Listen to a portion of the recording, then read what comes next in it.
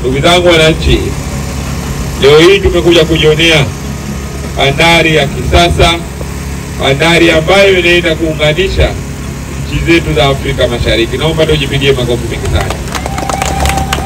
Leo hii tumefika katika eneo hili la Mbamba Bay. Eneo hili kwa kweli tumekuja kujionea uwekezaji mkubwa wa bandari. Kwa kweli haya ndio mafanikio na haya ndio mapenzi ya Daktari Samia Suluhu Hassan.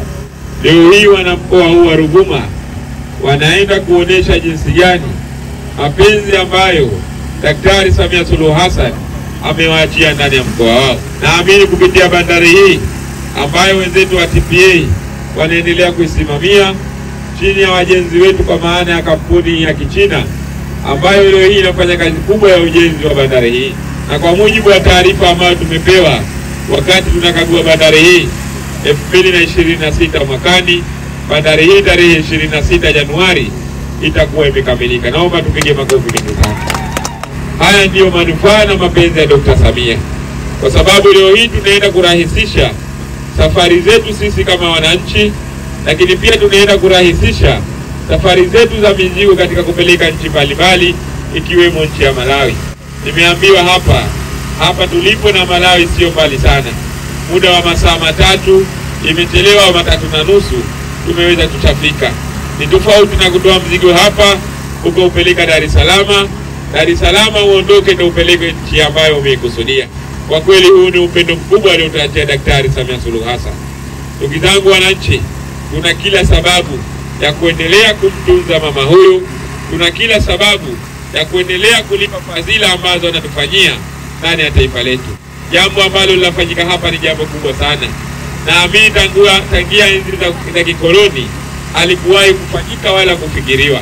Leo hii mama huyu muda wake huu ambao amekaa mpaka muda huu ameweza kufanya jambo hili kwa muda wa mwaka mmoja. Kwa kweli tumpigie makofi mengi sana.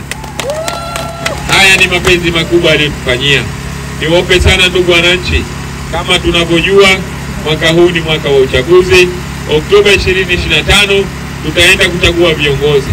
Niwaombe sana wananchi wa eneo hili la Mbamba Bay na wananchi wote wa mkoa huu wa Ruvuma, twende tukalipe fadhila za Daktari Samia Suluhu Hassan, twende tukalipe maono na mapenzi aliyotufanyia ndani ya mkoa wetu wa Ruvuma. Lakini pia hapa naamini mradi huu kama utakamilika kama tulivyoonyeshwa, imani yangu ajira nyingi sana zitapatikana katika eneo hili.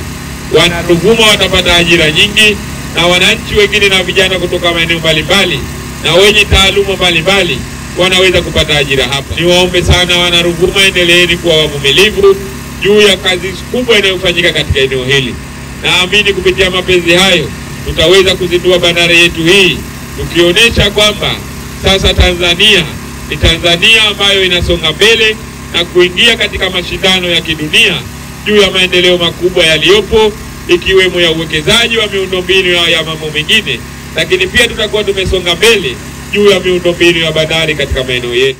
Mheshimiwa Dr. Samia Suluhu Hassan ni mtu ambaye anapenda sana masuala ya utalii, na kwa sababu umekuja kwenye mji wa Mbamba Bay, nimeona kwamba kiongozi wetu wa mbio za mwenge ambaye unamwakilisha Mheshimiwa Rais upate na haya. Ni kwamba Mbamba Bay asili yake ni mlima huu unaoona mbele yako, mlima wa Mbamba Bay. Na Mbamba maana yake ni radi. Kwa hiyo kupitia mlima huu mji unapata radi nyingi. Ndio maana unaitwa mji wa Mbamba Bay.